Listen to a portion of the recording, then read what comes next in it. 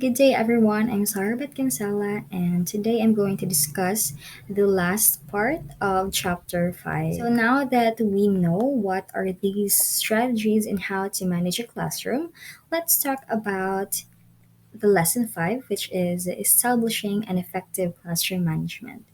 And here are our objectives. First one is to discover ways in how teachers effectively manage a classroom management plan, and then state these key elements in planning an effective classroom management plans. Okay. Um, there are actually four key elements we need to discuss in order for us to establish an effective classroom management plan. And it's really easy to remember. You just have to think of four C's. So the first one is communication, second one is consistency, third one is content, and the last one is commendation. So again, the four C's that we need to consider and again in establishing an effective classroom management plan. Let's start first with communication. Now, what do you mean by communication? Of course, it's really important that we teachers have the ability to communicate. And when it comes to classroom management planning, communication is about making our expectations clear.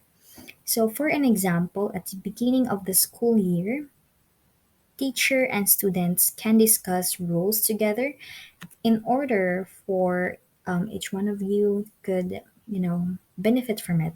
You could respect everyone, and in that way, as you discuss rules together, um, students will follow this one, will agree and understand to it, because again students are more likely to follow rules, especially when they helped in creating that rule. Okay.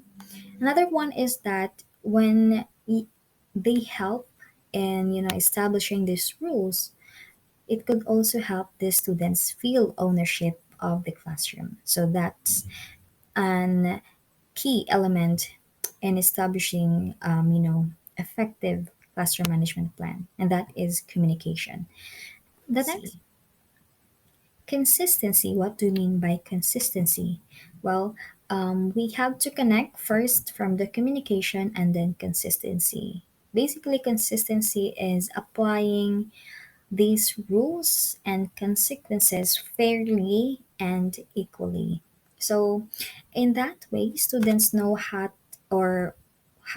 and what to expect, and of course, and that way, if there is a consistency within the classroom management rules, they know how to establish relationship with the teacher. They can trust the teacher.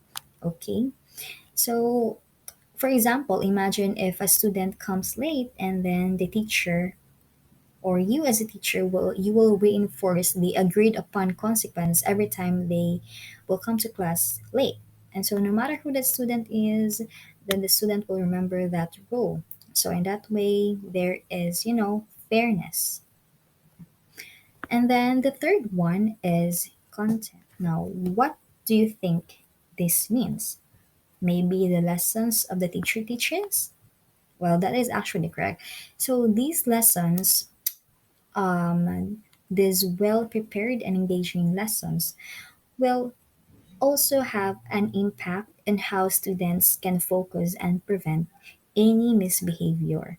And so, for example, if a teacher can align a assessment or probably a group activity or anything that will keep the students motivated about learning, right? So, how do you feel when the lesson is boring? Well, of course, when the lessons are boring, um, it's really hard to pay attention. You will probably get sleepy and you will not feel motivated in learning. And so that's why content here, in the context of classroom management practices or plan, is important, because when you plan these contents ahead and you think about the needs of these students and you will also think about their attention span, Then in that way, the lesson will be engaging. The students will participate more. Okay. And then let's have one, which is commendation. When we say commendation, it means praising and rewarding positive behavior. Okay, so why do you think commendation is helpful? Well, commendation basically helps students who wants to keep doing the right thing. It's reinforcing such action. So when a teacher, commend students, the students will be motivated to again do the right thing, to get a good score, to have a good or to perform a good performance. So for example, a teacher might use a Student of the Week award just to recognize who are these students who improved or who helped. So, in that way, you could probably help the students to reach, of course, their potential and to improve themselves. Now, commendation, aside that it motivates students to keep striving, also helps them to, self reflect. Okay. And again, these are four, the four key elements, the four C's, in order to, effectively manage a classroom management plan. So again, communication, it ensures everyone understands the rule. We say consistency, it builds relationship, trust, and then engaging content, it keeps our students focused and motivated. And last one is the commendation, which it encourages or it reinforces good behavior. Okay, so for questions, you can just type that in the comment section, and we will surely answer that in the next day. We'll post that next day. Okay, so that basically ends our topic. So I hope that we can apply these principles into, how we can manage class in the future, in our future classes. All right, so thank you so much for listening, and can't wait to hear your questions later.